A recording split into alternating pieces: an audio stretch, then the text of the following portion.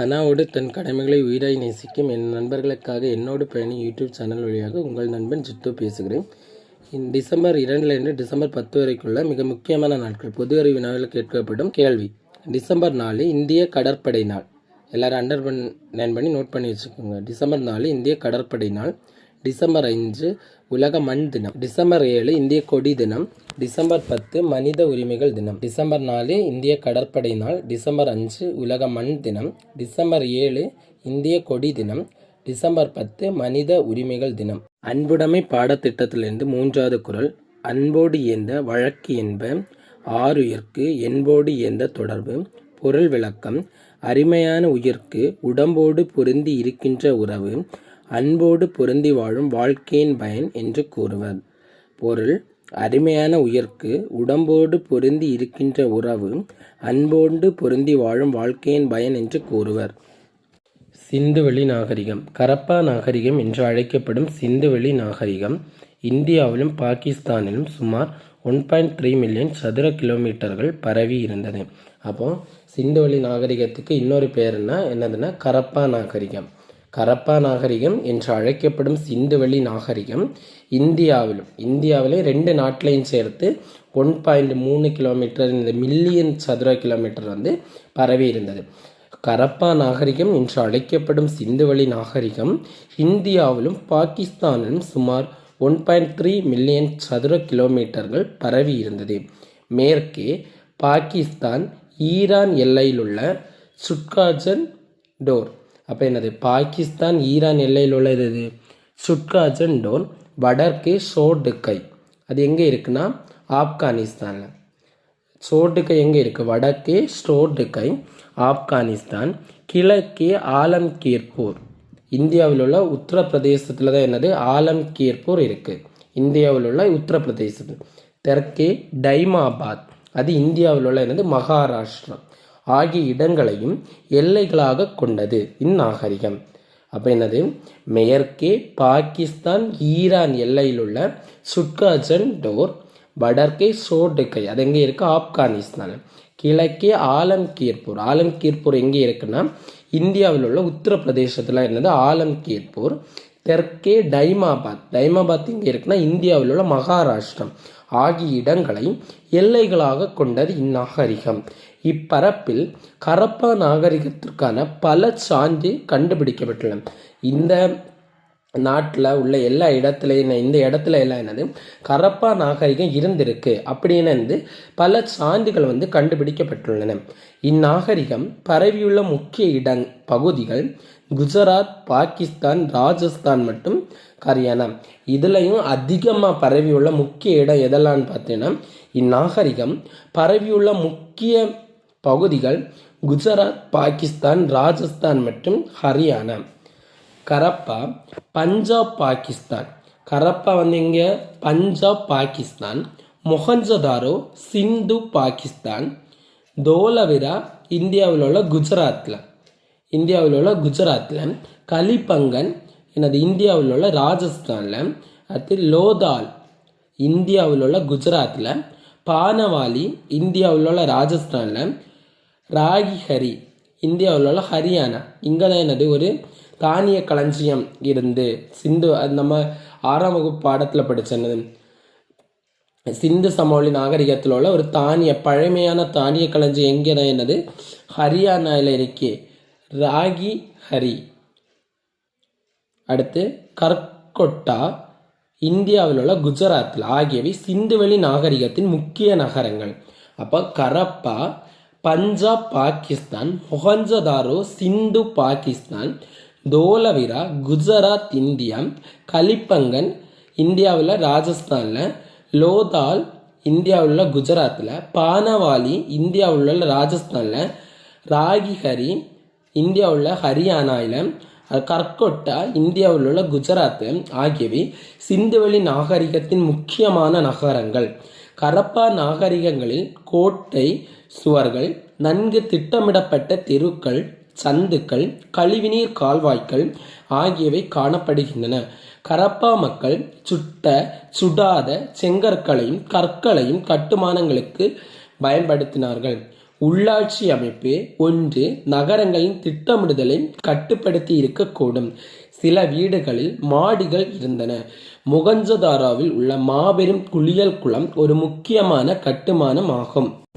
இக்குளத்தின் அருகே நன்கு தளமிடப்பட்ட பல அறைகளும் உள்ளன. தோண்டி எடுக்கப்பட்ட சில கட்டுமானங்கள் களஞ்சியங்கள் போல் காணப்படுகின்றன.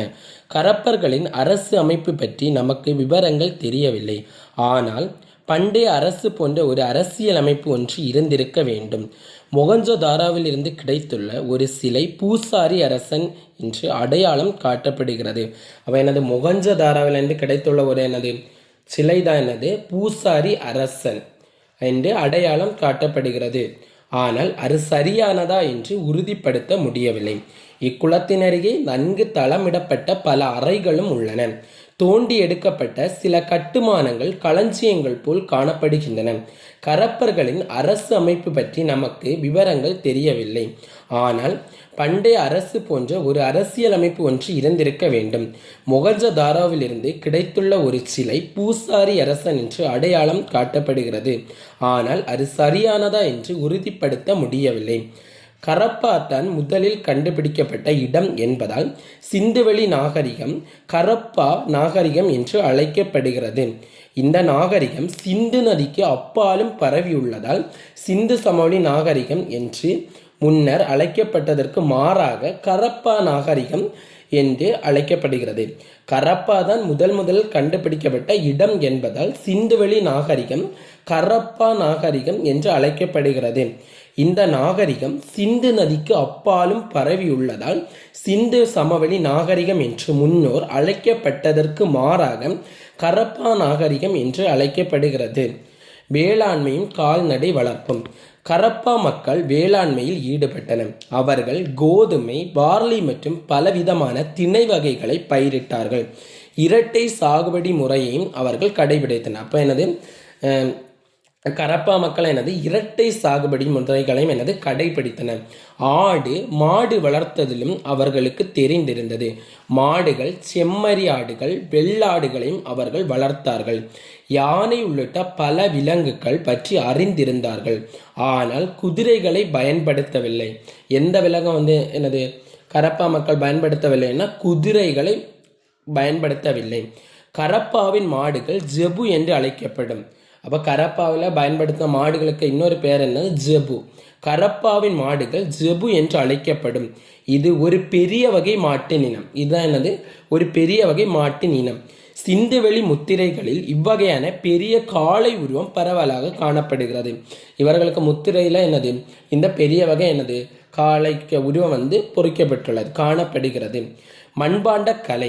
கரப்பா மக்கள் ஓவியங்கள் தீட்டப்பட்ட மண்பாண்டங்களை பயன்படுத்தினார்கள். மண்பாண்டங்கள் ஆழமான சிவப்பு வண்ணம் பூசப்பட்டு கருப்பு நிற ஓவியங்கள் தீட்டப்பட்டவை. அப்போ எல்லா மண்பாண்டங்கள்ல ஓவியங்கள் தீட்டப்பட்டிருந்தது. எப்படி? மண்பாண்டங்கள் ஆழமான சிவப்பு வண்ணம் பூசப்பட்டு கருப்பு நிற ஓவியங்கள் தீட்டப்பட்டவை.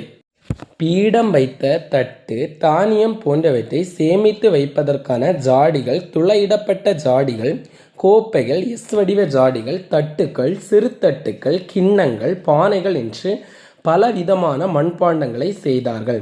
அவர்கள் மண்பாண்டங்கள் சித்திரங்களை தீட்டினர். அப்போ இந்த கரப்பா மக்கள் ஒன்னொன்னா சேமித்து வைக்க நிறைய பாத்திரங்களை சேமித்து வைக்க வேண்டிய பாத்திரங்களை மண்பாண்டங்களை செய்தார்கள். அதற்கு ஒவ்வொன்றுக்கும் ஓவியத்தை தீட்டினார்.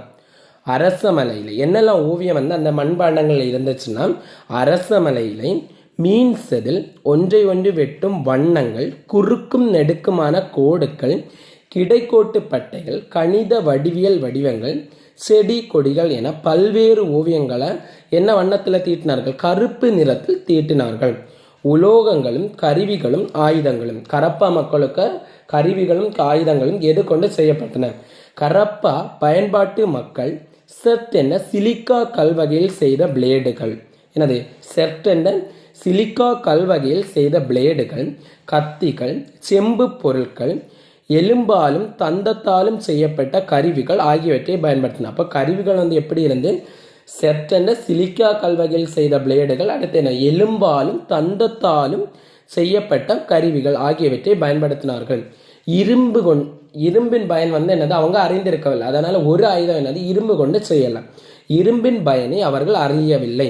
கூர்மையான கருவிகள், உளிகள், ஊசிகள், மீன் தூண்டில் முட்கள், கத்திகள், நிலுவை தட்டுக்கள், முகம் பார்க்கும் கண்ணாடி, அஞ்சனம் தீட்டும் குச்சி ஆகியவை செம்பால் செய்யப்பட்டன.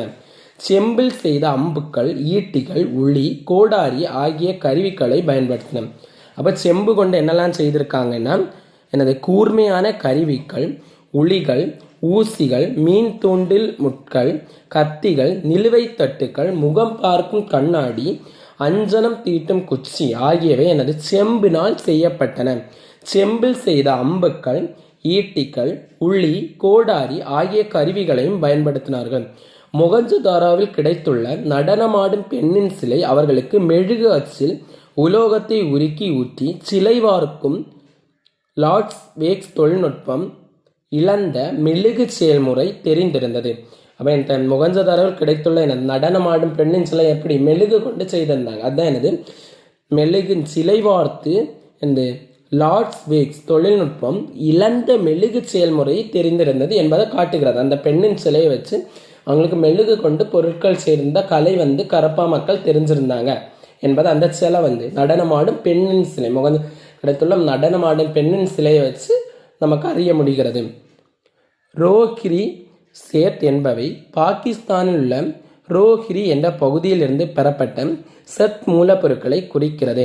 இவை கரப்பா மக்களால் ஆயுதங்களை உருவாக்க பயன்படுத்தின. ஆயுதங்களை செயற்படுத்த என்னது ரோஹிரி செட் என்பவை பாகிஸ்தானில் உள்ள ரோஹிரி என்ற பகுதியில் உள்ள பெறப்பட்ட செட் மூலப்பொருட்களை குறிக்கிறது.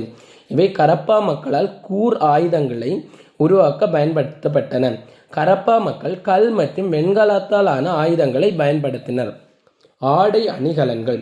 கரப்பா பண்பாட்டு மக்கள் பருத்தி மற்றும் பட்டு பற்றி அறிந்தனர். அப்போ கரப்பா மக்கள் என்னது பருத்தி ஆடையும் பட்டு ஆடையும் பயன்படுத்தினர். உலோகத்தாலும் கல்லிலுமான அணிகலன்களை பயன்படுத்தினார்கள். அவர்கள் செம்மணிக்கல் அதாங்க படித்தோம், கார்னிலியன், செம்பு மற்றும் தந்தத்தால் ஆன அணிகலன்களையும் செய்தார்கள். கல் அணிகலன்களையும் சங்கு வளையல்களையும் செய்தார்கள். சிலவற்றில் அணி வேலைப்பாடுகளும் செய்யப்பட்டிருந்தன. இவற்றை அவர்கள் மெசபடோமியாவுக்கு ஏற்றுமதி செய்தனர். அப்போ இங்கே எனது அணிகலன்களை செய்து எங்கே ஏற்றுமதி செய்தார்கள்னா எனது மெசபடோமியாவிற்கு ஏற்றுமதி செய்தார்கள். கரப்பா பண்பாட்டு மக்கள் பருத்தி மற்றும் பட்டு பற்றி அறிந்திருந்தார்கள். உலோகத்தாலும் கல்லிலுமான அணிகலன்களை பயன்படுத்தினார்கள். அவர்கள் செம்மணிக்கல், கார்னிலியன், செம்பு மற்றும் தங்கத்தால் ஆன அணிகலன்களை செய்தார்கள். கல் அணிகலன்களையும் சங்கு வளையல்களையும் செய்தார்கள். சிலவற்றில் அணி வேலைப்பாடுகளும் செய்யப்பட்டிருந்தன. இவற்றை அவர்கள் எங்கே ஏற்றுமதி செய்தார்? மெசபடோமியாவுக்கு ஏற்றுமதி செய்தார்கள். வணிகமும் பரிமாற்றம். கரப்பா மக்களுக்கு மெசபடோமியர்களுடன் நெருங்கிய வணிக தொடர்பு இருந்தது. ஏன்னா இங்கே செய்ய பொருட்களும் பருத்தி ஆடை பட்டு ஆடை எல்லாமே எங்கே மெசபடோமியாவுக்கு ஏற்றுமதி செய்தன. அதனால் மெசபடோமியா மக்களுக்கு எனது கரப்பாயில் உள்ள மக்களுக்கு என்னது நெருங்கிய வணிக தொடர்பு இருந்தது. மேற்காசிய பகுதிகளான ஓமன், பக்ரைன், ஈராக், ஈரான் போன்ற பகுதிகளில் கரப்பா முத்திரைகள் கிடைத்துள்ளன. கரப்பா முத்திரைகள் எங்கெல்லாம் கிடைச்சிருக்குன்னா மேற்கு ஆசிய பகுதிகளான என்னது ஓமன், பக்ரைன், ஈராக், ஈரான் போன்ற பகுதிகளில் கரப்பார் முத்திரைகள் கிடைத்துள்ளன. யூனிஃபார்ம் ஆவணங்கள் மெசபடோமியாருக்கும் கரப்பாருக்கும் இடையே இருந்த வணிக தொடர்பை வெளிப்படுத்தின. அப்போ யூனிஃபார்ம்னு ஒரு ஆவணம் இருக்குது. அந்த ஆவணம் என்னது மெசபடோமியாருக்கும் கரப்பாருக்கும் இருந்த எனது வணிக தொடர்பை என்னது வெளிப்படுத்துகிறது. யூனிஃபார்ம் என்ற ஒரு ஆவணம் தான் எனது மெசபடோமியாருக்கும் கரப்பாருக்கும் இருந்த வணிக தொடர்பை வெளிப்படுத்துகின்றன. யூனிஃபார்ம் எழுத்துக்கள் காணப்படும் மெலிக்கா என்ற குறிப்பு சிந்து பகுதியை குறிப்பதாகும். யூனிஃபார்ம் ஆவணத்தில் என்னது மெலிக்கா என்ற ஒரு குறிப்பு இருக்குது. அது என்னது சிந்து பகுதியை குறிப்பதாகும். எடைகளும் அளவுகளும். கரப்பா மக்கள் முறையான எடைகளையும் அளவுகளையும் பயன்படுத்தினார்கள். வணிக பரிமாற்றங்களில் ஈடுபட்ட காரணத்தால் அவர்களுக்கு முறைப்படுத்தப்பட்ட அளவுகள் தேவையாக இருந்தது. கரப்பா நாகரிக பகுதிகளில் கனச்சதுரமான செட் எடைகள் கிடைத்துள்ளன. கரப்பா நாகரிக பகுதிகளில் என்னது கனச்சதுரத்தை ஷேப்பில் இருக்க என்னது செட் எடைகள் கிடைத்துள்ளன. தராசுகளுக்கான செம்பு தட்டுகள் கிடைத்துள்ளன. அவர்களுக்கு ஈரடிமான எண்முறை பற்றி தெரிந்திருந்ததை காட்டுகின்றன. எடைகளின் விகிதம் 1:2:4:8:16:32 என்று 2 மடங்காக அதிகரித்தன. அப்போ மடங்கு 2க்கு மடங்கு 4, 4க்கு மடங்கு 8, 8க்கு மடங்கு மடங்காக இருந்து 2க்கு மடங்கு மடங்காக இருந்தது. அதுக்கு பேர் தான் பைனரி முறை. முத்திரை எழுத்துருக்கள். கரப்பா பண்பாட்டு பகுதிகளில் நுரைக்கல், செம்பு, சுடுமண், தந்தம் ஆகியவற்றால் செய்யப்பட்ட முத்திரைகள் கிடைத்துள்ளன. முத்திரைகள் எது கொண்டு செய்யப்பட்டிருந்தாங்கன்னா நுரைக்கல், செம்பு, சுடுமண், தந்தம் ஆகியவற்றால் செய்யப்பட்ட முத்திரைகள் கிடைத்துள்ளன. இவை வணிக நடவடிக்கைகளுக்காக பயன்படுத்தப்பட்டிருக்கலாம். இந்த முத்திரைகள் சீல். ஒவ்வொரு பொருளுக்கும் இது இந்த சீல் அடித்து கொடுப்பாங்கல்ல, அந்த சீலு தான் முத்திரை. இந்த முத்திரை எதுக்கு யூஸ் பண்ணியிருக்காங்களா வணிக நடவடிக்கைகளுக்காக பயன்பட்டு இருக்கலாம். அப்போ கரப்பா பண்பாட்டு பகுதியில் முத்திரை எதெல்லாம் நுரைக்கல், செம்பு, சுடுமண் மற்றும் தந்தம் ஆகியவற்றில் செய்யப்பட்ட முத்திரைகள் கிடைத்துள்ளன. அந்த சீல் அது வணிக நடவடிக்கைகளுக்காக பயன்படுத்தப்பட்டிருக்கலாம். கரப்பா எழுத்துக்கள் இதுவரை வாசிக்கப்படவில்லை. கரப்பா மக்கள் எழுதின எழுத்துக்கள் அவங்க பயன்படுத்தின எழுத்து முறைகள் இதுவரை வாசிக்கப்படவில்லை. கரப்பா பகுதியிலிருந்து சுமார் 5000 சிறு எழுத்து தொகுதிகள் கண்டுபிடிக்கப்பட்டுள்ளன. அங்கே சிறு எழுத்து தொகுதிகளை 5000 இருந்தது. சுமார் 5000 சிறு எழுத்து தொகுதிகள் கண்டுபிடிக்கப்பட்டுள்ளன. சில அறிஞர்கள் இவை திராவிட மொழியின என்று உறுதியாக கருதுகிறார்கள். சிந்து சமவெளி நாகரிகமே இந்திய பண்பாட்டு உருவாவதற்கான அடித்தளம் எனலாம். இது சில அறிஞர்கள் இதை என்ன சொல்லலாம், திராவிட மொழியின என்று உறுதியாக கருதுகின்றன. ஏன்னா சிந்து சமவெளி நாகரிகம் தான் பண்பாடு, இந்திய பண்பாட்டு உருவாக்குவதற்கான அடித்தளம் எனலாம். கலைகள், பொழுதுபோக்குகள். கரப்பா பகுதிகளில் கிடைத்துள்ள சுடுமண்ணான சிறு சிலைகள், மண்பாண்டங்களில் உள்ள ஓவியங்கள், வெண்கல சிலைகள் ஆகியவை கரப்பா மக்களின் கலைத்திறமையை காட்டுகின்றன. அப்போ கரப்பா மக்கள் சுட்ட செங்கற்களையும் பயன்படுத்தி சிலைகளை எல்லாம் செஞ்சாங்க. அந்த சிலைகளை வச்சு அவங்களுக்கு கலைத்திறனை காட்டுகின்றன. மாக்கல்லில் செய்யப்பட்ட மதகுரு அல்லது அரசன், செம்பில் வார்க்கப்பட்ட நடனமாடும் பெண் சிலை இரண்டும் மொகஞ்சதாராவில் கிடைத்துள்ளது. அப்போ மாக்கல்லில் செய்யப்பட்ட மதகுரு அல்லது அரசன், அடுத்த செம்பில் செய்யப்பட்ட நடனமாடும் பெண்ணின் சிலை, இது ரெண்டு எங்கே கிடைத்தது, மொகஞ்சதாராவில் கிடைத்துள்ளது. அப்போ மதகுரு அரசனுக்கு சிலையும் நடனமாடும் பெண்ணுக்கு சிலையும் எங்கு கிடைத்துள்ளது, மொகஞ்சதாராவில் கிடைத்தவை. கரப்பா, மொகஞ்சதாரோ, தோலவிராவில் கிடைத்த கற்சிலைகள் ஆகியவை இப்பகுதியின் முக்கியமான கலைப்படைப்புகள். இந்த சிலைகளை வச்சு தான் அவங்களுக்கு நல்ல கலைத்திறன் இருக்கு அப்படின்னு உறுதிப்படுத்தலாம். கரப்பா, மொகஞ்சதாரோ, தோலவிராவில் கிடைத்த கற்சிலைகள் ஆகியவை இப்பகுதியின் முக்கியமான கலைப்படைப்புகள்.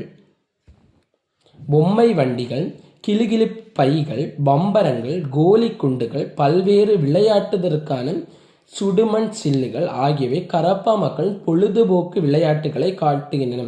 அவை பொம்மை வண்டிகள் இருந்து, கிளிகிளி பைகள், அடுத்து பம்பரங்கள், கோலி குண்டுகள் இதெல்லாம் இருந்து இதை வச்சு அவைகளாம் பொழுதுபோக்கு, அவைகளுக்கு விளையாட்டு திறனை கணிக்கலாம். சமயம். சிந்துவெளி மக்கள் இயற்கையை வணங்கினார்கள். அவை அவங்க இயற்கையை பார்த்து வணங்கினார்கள். சிந்துவெளி மக்கள் இயற்கையை வணங்கினார்கள். அரச மரத்தை வழிபட்டனர். அரச மரத்தையும் கடவுளா நினைச்சு வழிபட்டனர். இயற்கையை வணங்கினார்கள், அரச மரத்தை வழிபட்டனர். சில சுட்ட களிமண் சிலைகள் பெண் தெய்வத்தை குறிப்பது போல் உள்ளன. களிமண்ல பெண் சிலைகள் செய்து அதையும் தெய்வமாக நினைச்சாங்க.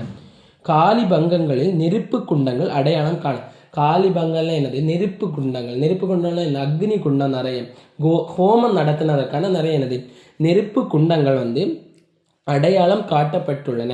இறந்தவர்களை புதைப்பது வழக்கத்தில் இருந்தது. இறந்தவர்களை எரிக்கும் வழக்கம் இருந்ததற்கான சான்றுகள் அரிதாக கிடைத்துள்ளது. ஃபர்ஸ்ட் யாராச்சும் இறந்தா புதைச்சிட்டு இருந்தாங்க. அடுத்து மக்களை புதைச்சதுக்கு அப்புறம் எரிச்சிருக்கலாம். அப்படியான சின்ன சின்ன சான்றுகள் அரிதாகவே, அதை இறப்பு எரிப்பதற்கான சான்றுகள் அரிதாகவே கிடைத்துள்ளன. கரப்பா மக்களும் பண்பாடும். கரப்பா மக்களின் எழுத்துக்களுக்கான பொருள் கண்டுபிடிக்கப்படவில்லை என்பதால் கரப்பா நாகரிகம் பற்றி முழுமையாக அறிய முடியாமல் உள்ளது. கரப்பா மக்களுக்கு எழுத்துக்கள் வந்து இன்னும் நம்மளால் என்னது வாசிக்கப்பட முடியவில்லை. அதனால் என்னது கரப்பா நாகரிகம் பற்றி ஒரு உண்மையான தகவலை நம்ம அறிஞ்சு கொள்ள முடியவில்லை. அவர்கள் திராவிட மொழியை பேசினார்கள் என்று அறிஞர்களில் ஒரு சாரார் கூறுகின்றனர். கரப்பா நகரங்களில் வாழ்ந்த மக்கள் என்னது திராவிட மொழியை பேசி இருக்கலாம் அப்படின்னு சொல்லி வந்து இந்த ஒரு சில அறிஞர்கள் வந்து என்னது ஒரு சாரா அறிஞர்கள் கூறுகிறார்கள். தொல்லியல் ஆய்வுகள் நகரத்தின் வீழ்ச்சிக்கு பிறகு அவர்கள் கிழக்கு நோக்கியும் தெற்கு நோக்கியும் இடம்பெயர்ந்ததை காட்டுகிறது. அங்கே நடத்தின ஆய்வுகளில் நாகரிகம் வீழ்ச்சி அடைந்த பிறகு மக்கள் வந்து என்னது கிழக்கு நோக்கியும் தெற்கு நோக்கியும் இடம்பெயர்ந்ததை காட்டுகின்றன. கரப்பா மக்களில் சிலர் இந்தியாவில் பல்வேறு இடங்களுக்கும் குடிபெயர்ந்திருக்க வாய்ப்புகள் உண்டு. கரப்பா நாகரிகங்கள் வாழ்ந்த மக்கள் நாகரிகத்தின் வீழ்ச்சிக்கு பிறகு இந்தியாவிலும் பல்வேறு இடங்களில் குடிபெயர்ந்ததுக்கு வாய்ப்புண்டு. அவர்கள் எழுத்துக்களுக்கு பொருள் கண்டுபிடிக்கப்பட்டால் மட்டுமே பல கேள்விகளுக்கு உறுதியான பதில் கிடைக்கும். அவங்க எழுதின எழுத்தை வாசித்து அதுக்கு என்ன பொருள்னு கண்டுபிடிக்கப்பட்டால் மட்டுமே நமக்கு இந்த கரப்பா நாகரிகத்தை பற்றி முழுமையான தகவலும் அறிந்து கொள்ள முடியும். சிந்துவெளி நாகரிகத்தில் ஒன்றுக்கும் அதிகமான குழுக்கள் இருந்தன. அப்போ சிந்துவெளி நாகரிகத்தில் என்னது ஒன்றுக்கும் அதிகமான குழுக்கள், ஓர தொழில் செய்கிறவங்க ஓர குழுக்களாக இருந்தன. சிந்துவெளியில் விவசாயிகள், கால்நடை வளர்ப்போர், வேட்டையாடுவோர், உணவு சேகரிப்போர் உள்ளிட்ட பல்வேறு குழுக்கள் வாழ்ந்திருக்கிறார்கள். சிந்துவெளி கீழ்கண்டவாறு பிரிக்கப்படுகிறது.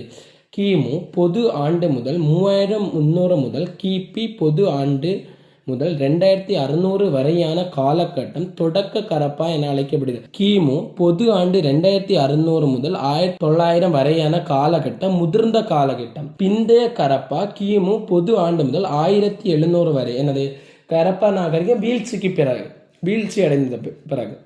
சிந்துவெளி நாகரிகத்தின் வீழ்ச்சி சுமார் கிமு பொது ஆண்டு முதல் 1900 சிந்துவெளி நாகரிகம் வீழ்ச்சி பெற துவங்கியது. பருவநிலை மாற்றம், மெசபடோமியாவுடனான வணிகத்தில் வீழ்ச்சி, நதியின் வறட்சி அல்லது வெள்ளப்பெருக்கு, அந்நியர் படையெடுப்பு ஆகியவை இந்த நாகரிகம் வீழ்ச்சி பெறவும் மக்கள் தெற்கு மற்றும் கிழக்கு திசையை நோக்கி இடம்பெயரும் சில முக்கியமான காரணங்களாக அமைந்தன என கருதப்படுகிறது. சிந்துவெளி நாகரிகம் முற்றிலுமாக அழிந்து விடவில்லை. அது கிராம பண்பாடாக இந்தியாவில் தொடர்ந்தது. சிந்துவெளி எழுத்துக்கள் ஆய்வு. கரப்பா மக்கள் எழுதும் கலையை அறிந்திருந்தனர். இந்த எழுத்துக்கள் லட்சினைகள், சுடுமண் முத்திரைகள், மண்பாண்டங்கள் ஆகியவற்றால் காணப்படுகின்றன. பொறிப்புகள் மிகவும் குறுகியவை. தொடர்கள் சராசரியாக 5க்கும் குறைவான குறியீடுகளை கொண்டுள்ளன. ரோசட்டா கல்லில் காணப்பட்டது போல் மும்மொழிகள் பயன்படுத்தப்படவில்லை. எழுத்துக்கள் வலப்பக்கத்திலிருந்து இடப்பக்கமாக எழுதப்பட்டன. அப்போ கரப்பா மக்கள் வந்து என்னது எழுத்துக்கள் வந்து இன்னும் வாசிக்கப்படவில்லை. அதுக்கு பொருள் வந்து நம்மளால் அறிந்து கொள்ள முடியும். கரப்ப மக்கள் எழுதும் கலையை அறிந்திருந்தனர். இந்த எழுத்துக்கள் எதுல எல்லாம் எழுத்துக்கள் எழுதினாங்கன்னா லட்சினைகள், சுடுமண், முத்திரைகள், மண்பாண்டங்கள்ல இலை எல்லாத்துலயும் எழுத்துக்கள் எழுதியிருந்தாங்க. பொறிப்புகள் மிகவும் குறுகியவை. தொடர்கள் சராசரியாக 5க்கும் அந்த சென்டென்ஸ் சராசரியாக 5க்கும் ஒரு சென்டென்ஸ்ல 5க்கும் குறைவான வேர்ட்ஸ் இருந்துச்சு. அடுத்து சின்னதாக தான் இருந்தது. பேராகிராஃப் மிகவும் குறுகியவை. ரோசட்டால் கல்லில் காணப்பட்டது போல் மும்மொழிகள் பயன்படுத்தவில்லை. அங்கே மும்மொழிகள் பயன்படுத்தவில்லை. எழுத்துக்கள் வலப்பக்கத்திலிருந்து இடப்பக்கமாக, நம்ம எப்படி எழுதுவோம்னா இடப்பக்கத்திலிருந்து வலப்பக்கமாக எழுதுவோம். அடுத்து திரும்பவும் இடப்பக்கத்திலிருந்து வலப்பக்கமாக எழுதுவோம். ஆனால் அவங்க வலப்பக்கத்திலிருந்து இடப்பக்கமாக எழுதிட்டு திரும்பவும் எங்க விட்டாங்களோ இடது பக்கத்திலிருந்து வலது பக்கமாக எழுது. வலப்பக்கத்திலிருந்து இடது பக்கமாக எழுதப்பட்டன. கணினி மூலம் பகுப்பாய்வு செய்ய ரஷ்ய அறிஞர் யூரி நோரோசு சிந்துவெளி எழுத்துக்கள் திராவிட மொழி குடும்பம் போன்ற வார்த்தை வரிசையை பெற்றுள்ளன என்கிறார். அப்ப சிந்துவெளி மக்கள் பயன்படுத்தின எழுத்துக்கள் திராவிட மொழி குடும்பத்தை சேர்ந்தது அப்படின்னு அறிஞர் யூரி நோரோசு சொல்றாரு. சிந்துவெளி நாகரிகம் குறித்து விரிவான ஆய்வு செய்துள்ள அறிஞரான ஐராவதம் மகாதேவன் கரப்பா மொழியின் மூலவியர்கள் தென்னிந்திய திராவிட மொழிகளை ஒத்திருப்பதை நாம் காணலாம். அடுத்து சிந்துவெளிய விரிவா ஆய்வு செய்தது யாருன்னா ஐராவதம் மகாதேவன் ஒரு அறிஞர். இவர் தென்னிந்திய திராவிட மொழிகளை, தென்னிந்தியாவில் உள்ள திராவிட மொழிகளை சிந்து சமவெளி எழுத்துக்கள் சார்ந்திருக்கிறது எனலாம்.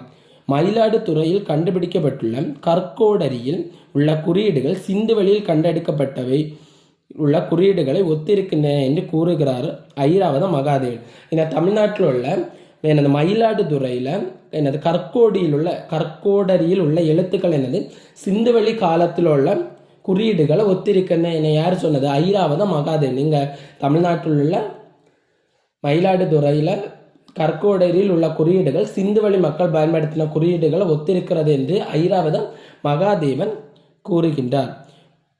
மே 2007 தமிழ்நாடு தொல்லியல் துறையால் பூம்புகாருக்கு அருகில் நேர பெரும்பள்ளம் என்னும் இடத்தில் கண்டெடுக்கப்பட்ட பானைகள் உள்ள அம்பு போன்ற குறியீடுகள் மொஹஞ்சதாரோவில் கண்டெடுக்கப்பட்ட லட்சணைகள் போன்று உள்ளது. அடுத்து என்னது?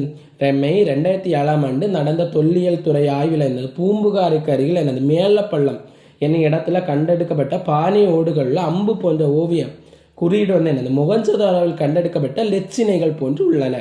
வரலாற்று அறிஞர் பர்போலோவின் கருத்துப்படி சிந்துவெளி எழுத்துக்களின் குறியீடுகள் திராவிட ஒற்றை குறிப்பு வேர்களுடன் ஒத்துப்போகின்றன.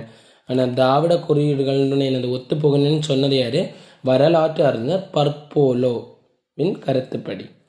மீள்பார்வை. புதிய கற்காலத்திற்கு பின் வெண்கல காலத்தில் நாகரிகங்கள் தோன்றின. புதிய கற்காலத்திற்கு பின் மெகற்கர் தான் என்னது? புதிய கற்காலம். அதற்கு பின் என்னது? வெண்கல காலத்தில் தான் என்னது? நாகரிகங்கள் தோன்றின. திட்டமிட்ட நகரங்களில் குடியேறிய மக்கள் வணிகம், பரிமாற்றம் ஆகியவற்றில் ஈடுபடத் தொடங்கினர். அறிவியல் தொழில்நுட்பம் வளர்ந்தது. நாகரிகம் என்பது ஒப்பு நோக்கில் மேம்பட்ட சமூக அமைப்பு ஆகும். எகிப்து நாகரிகம் கட்டிடக்கலைக்கு புகழ்பெற்ற பிரமிடுகள் அவர்களது முக்கிய பங்களிப்பு ஆகும். நாட்காட்டி உருவாக்கம், வானியல் அறிஞர் வளர்ச்சி ஆகிய துறைகளில் மெசபடோமியா நாகரிகம் பங்களிப்பு செய்துள்ளது. தத்துவம், கண்டுபிடிப்புகளில் சீன நாகரிகம் பங்காற்றி உள்ளது. சிந்துவெளி நாகரிகம் புதிய தொழில்நுட்ப கண்டுபிடிப்புகளை பயன்படுத்தி பல வகையான நுகர்பண்டங்களை தயாரித்தனர். அது மேற்கு ஆசியாவுடன் பண்பாட்டு தொடர்புகளை கொண்டிருந்தது. சரியான விடையை தேர்வு செய்க. சொற்களை படங்கள் மூலமாக உணர்த்தும் குறியீட்டு முறையை டேஷ் என்கிறோம். அழகெழுத்து, சித்திர எழுத்து, கருத்தெழுத்து, மண்ணடுக்காய்வு. ஆன்சர் சித்திர எழுத்து. சித்திர எழுத்துக்கு இன்னொரு பெயர் பிக்டோகிராஃபி. எகிப்தியர்கள் இறந்த உடல்களை பதப்படுத்தி பாதுகாத்த முறை டேஷ். சர்கோபகஸ், கைக்சோஸ், மம்மியாக்கம், பல கடற்வுணர்வுகளை வணங்குதல். ஆன்சர் மம்மியாக்கம். சுமேரியன் எழுத்து முறை டேஷ் ஆகும். Pictography, hieroglyphic, sonogram, cuneiform. Answer cuneiform. Harappa மக்கள் டேஷ் பற்றி அறிந்திருக்கவில்லை. தங்கம் மற்றும் யானை, குதிரை மற்றும் இரும்பு, ஆடு மற்றும் வெள்ளி, எருது மற்றும் பிளாட்டினம். ஆன்சர் குதிரை மற்றும் இரும்பு. சிந்துவெளி மக்கள் இழந்த மெழுகு செயல்முறை முறையை அறிந்திருந்தார்கள் என்பதை தெரிவிக்கும் வெண்கல சிலை டேஷ் ஆகும். ஜாடி, மத குரு அல்லது அரசன், பறவை, நடனமாடும் பெண். ஆன்சர் நடனமாடும் பெண். மெசபடோமியாவின் மிக பழமையான நாகரிகம் அக்காடியர்களுடைய நாகரிகம் ஆகும். மெசபடோமியாவின் மிக பழமையான நாகரிகம் எனது சுமேரியர்களின் நாகரிகம் ஆகும். முதல்ல தவறு. ரெண்டாவது, சீனர்கள் ஹைரோக்ளீபிக் முறையை வளர்த்தெடுத்தார்கள். அது ஹைரோக்ளீபிக் முறையை வளர்த்தெடுத்தது எகிப்து. யூப்ட்ரியஸ், டைக்ரிஸ் ஆகிய ஆறுகள் மன்னார் வளைகுடல் கலக்கின்றன. யூப்டிரஸ், டைக்ரஸ் ஆகிய ஆறுகள் என்னது? பாரசீக வளைகுடல் கலக்கின்றன. கரெக்டான ஆன்சர் 4 மட்டும் சரி.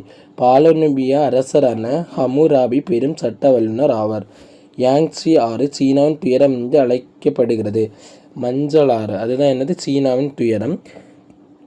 ஹோவாங்கோ யூடி சீன பெருஞ்சுவரை கட்டினார். ஷிவாங்டி தான் என்னது? சீன பெருஞ்சுவரை கட்டினார். சீனர்கள் வெடிமருந்தை கண்டுபிடித்தார். அது மட்டும் கரெக்ட் ஆன்சர். தாவோசியத்தை நிறுவியவர் மென்சிஸ் என்று சீன மரபு கூறுகிறது. தவறு. தாவோசியத்தை நிறுவியவர் லாவோட்சு. கோடிட்ட இடங்களை நிரப்புக. டேஷ் என்பது மனித தலையும் சிங்க உடலையும் கொண்ட கல்லாலான மிகப்பெரிய உருவமாகும். ஸ்பிங்க்ஸ். எகிப்தியர்கள் தொடக்க காலத்தில் பயன்படுத்திய உருவ எழுத்துக்கள் சார்ந்த முறை டேஷ் ஆகும். ஹைக்ரோக்ளீபிக். டேஷ் என்பது பல்வேறு குற்றங்களுக்கான சட்டங்களை விளக்கி கூறும் பண்டைய பாமிலோனியாவின் ஒரு முக்கியமான ஆவணம் ஆகும். ஹமுதாபியின் சட்ட தொகுப்பு. சௌ அரசின் தலைமை ஆவண காப்பாளர் டேஷ். லாவூட்ஸ். ஹரப்பா நாகரிகம் நிலவிய இடங்களில் கண்டெடுக்கப்பட்ட பானைகளின் மீதுள்ள டேஷ் உருவங்களும் ஓவியங்களும் அரசர்களின் கலைத்திறனை உணர்த்துகின்றன. சுடுமண் ஓவியங்கள். கூற்றை தேர்ந்தெடுக்கும்.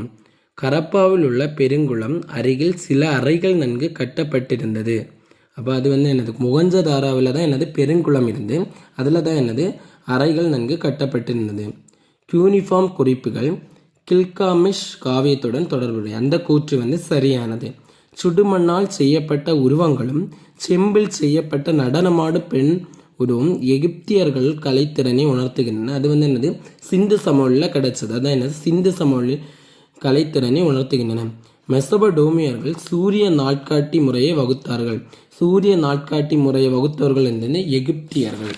அமோன் ஓர் எகிப்திய கடவுள். அரண்களால் சூழ்ந்த கரப்பா நகரத்தில் கோவில்கள் இருந்தன.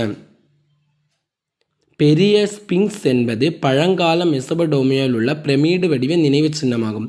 அது வந்து என்னது எகிப்தில் உள்ள நினைவு சின்னமாகும். பானை வளைவதற்கான சக்கரங்களை கண்டுபிடித்த பெருமை எகிப்தியர்களை சாரும். பானை வளைவதற்கான சக்கரம் கண்டுபிடித்த சுமேரியர்கள்.